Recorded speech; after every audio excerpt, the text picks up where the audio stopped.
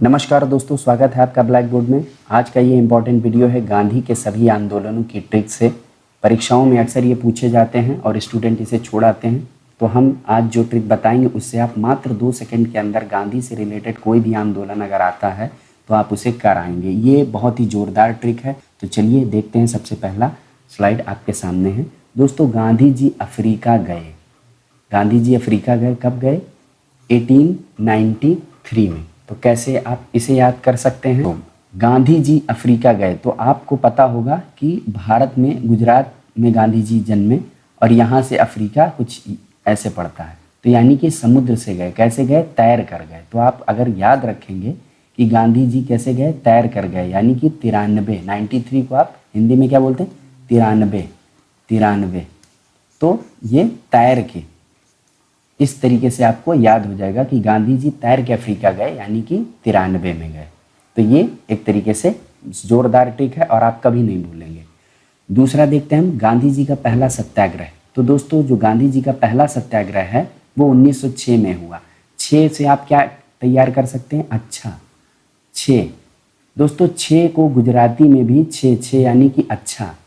तो इसे आप याद कर सकते हैं। पहला जो सत्याग्रह रहेगा गांधी जी का वो अच्छा ही रहेगा। तो इस तरीके से आप 6 याद रखें। अच्छा से 6 याद रखें 1906 में। चलिए तीसरा देखते हैं। गांधी जी भारत लौटे। तो भारत लौटे कब? 1915 में। कब लौटे? 1915 में। तो दोस्तों, गांधी जी गए कैसे थे? गए तो थे तैर के, यानी कि 93 में। और लौटे कैसे? पैदल। कैसे लौटे? पैदल। याद रखना ये पैदल। तो गांधी जी लौटे कैसे? पैदल। पैदल यानी 15। पैदल और 15 काफ़ी सिमिलरिटी है दोनों में। यहाँ पे 15 और पैदल बिल्कुल सिमिलरिटी है। 2 शब्द पूरे मिल रहे हैं। तो इस तरीके से आपको ये याद हो जाएगा। चलिए नेक्स्ट देखते हैं दोस्तों। गांधी जी को केसरे हिंद की उपाधि कब मिली? तो ये मिली 1915 में। यानी कि गांधी जी जैसे ही भारत आए उनको केसरे हिंद की उपाधि दे दी गई।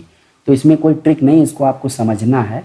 दोस्तों, केसरे हिंद की उपाधि अंग्रेज देते थे, ये ब्रिटिश लोग देते थे। और इनका मुख्य मकसद ये होता था कि जो भी भारत में कोई भी उनका जो शत्रु लग रहा है उसको दे के अपीजमेंट किया जाए ताकि वो अपने पाले में आ जाए। यानी कि ब्रिटिश लोगों के पाले में ब्रिटिश लोग गांधी जी को अपने पाले में लाने के लिए जैसे ही वो आए उनको उन्होंने 1915 में केसरे हिंद की उपाधि दे दी। तो इस तरीके से आपको ये तैयार हो जाएगा।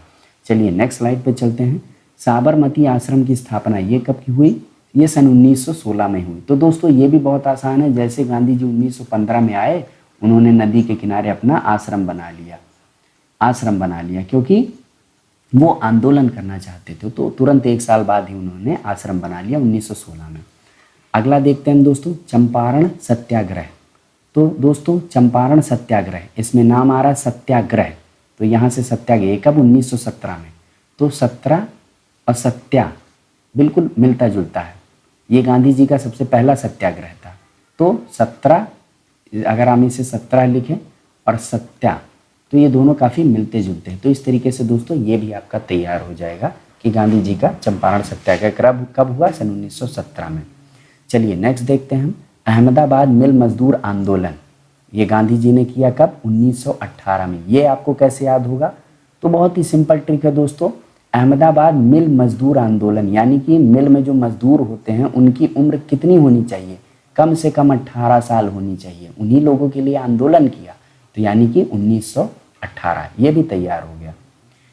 चलिए नेक्स्ट देखते हैं दोस्तों। खिलाफत आंदोलन कब किया गांधी जी ने? तो ये किया 1919 में। आपको कैसे याद होगा? बहुत आसान है। 1919 दोनों दोस्तों, खिलाफत हमेशा बराबरी के लोगों के बीच में ही होगी। यानी कि आपस में जो लड़ाई होगी वो हमेशा बराबरी के लोगों के बीच में होगी। तो इसलिए 1919। दोस्तों नेक्स्ट स्लाइड पे चलते हैं, देखते हैं असहयोग आंदोलन। दोस्तों, असहयोग आंदोलन हुआ 1920 में। अब इसे कैसे आप याद करेंगे? असहयोग यानी कि विरोध करना, और यहाँ पे 20 है तो 20 को आप विष समझ सकते हैं। तो जब आप किसी का विरोध करते हैं तो एक तरीके से उसे विष देने के बराबर है। किसी का विरोध करना यानी कि उसे विष देने के बराबर है। तो ये भी बहुत ही सॉलिड तरह से आपको याद हो गया। परीक्षा में जब आएगा तो आप कर लेंगे। चलिए नेक्स्ट देखते हैं हम। कांग्रेस की अध्यक्षता गांधी जी ने कब की? 1924 में की। तो ये कैसे आपको याद होगा?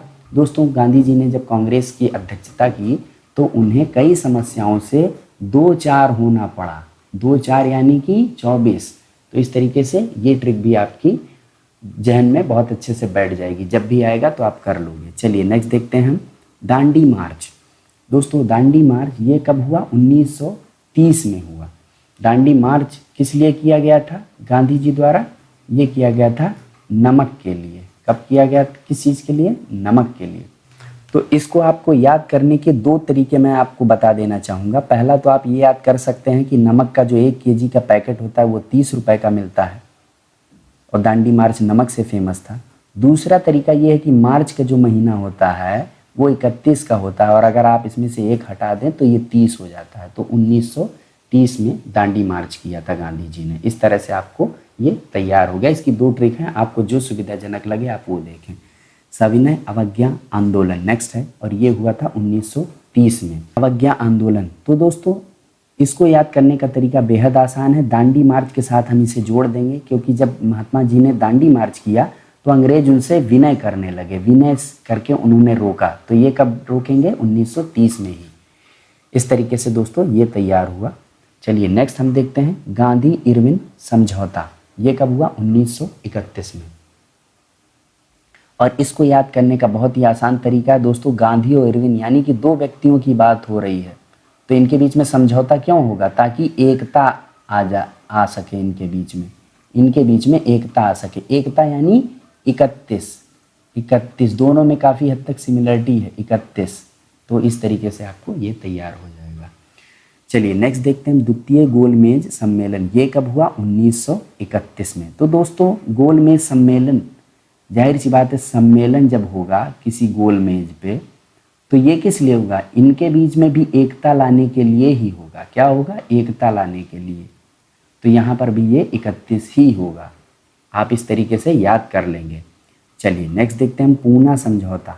ये कब हुआ? ये हुआ सन 1932 में। दोस्तों पूना समझौता को आप ऐसे याद कर सकते हैं कि ये महात्मा गांधी और बाबा साहब अम्बेडकर के बीच में हुआ था। तो इस समझौते के कारण दोनों लोगों काफ़ी खुश हुए। और खुश होता है आदमी तो क्या होता है? उसके दांत दिखते हैं, यानी कि वो खुश हो जाता है तो वो हंसता है, उसके दांत दिखते हैं। कितने? 32 दांत। तो इस तरीके से आपको ये याद हो जाएगा कि पूना समझौता में अम्बेडकर और महात्मा गांधी हंसे तो उनके 32 दांत दिखे। चलिए नेक्स्ट देखते हैं हम हरिजन संघ स्थापना। दोस्तों हरिजन संघ स्थापना महात्मा गांधी जी द्वारा 1932 में की गई थी। और हरिजन यानी कि कौन? यानी कि भगवान के जन, ईश्वर के जन।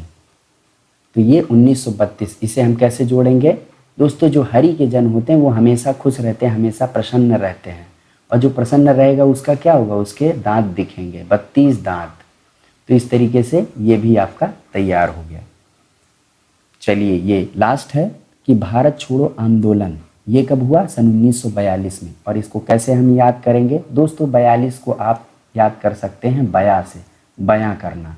तो दोस्तों भारत छोड़ो आंदोलन के द्वारा महात्मा गांधी ने बयां किया था कि जो हमारे देश में बाहरी लोग रह रहे हैं, अंग्रेज रह रहे हैं, ये हमारे देश को छोड़ के चले जाएं। इस तरीके से उन्होंने आंदोलन को आगे बढ़ाया था। तो कह सकते हैं कि भारत छोड़ो आंदोलन में गांधी जी ने ये बयां किया था। तो इस तरीके से 1942 होगा। तो आपको ये सभी ट्रिक कैसी लगी हमें कमेंट करके ज़रूर बताइएगा। और यहाँ पर आपके लिए एक ये प्रश्न है कि महात्मा गांधी जी के राजनीतिक गुरु कौन थे? ये हमें कमेंट में लिख के ज़रूर बताइएगा। दोस्तों आपको ऐसी और भी ट्रिक हमने अपनी प्लेलिस्ट में डाल रखी हैं। आप प्लेलिस्ट में जाके सभी ट्रिक को देखिए और इनसे परीक्षा में अच्छे से अच्छे नंबर पाइए। साथ ही साथ आपको कोई विशेष ट्रिक चाहिए किसी पर्टिकुलर सब्जेक्ट पे तो उसके लिए भी आप हमें कमेंट कर सकते हैं।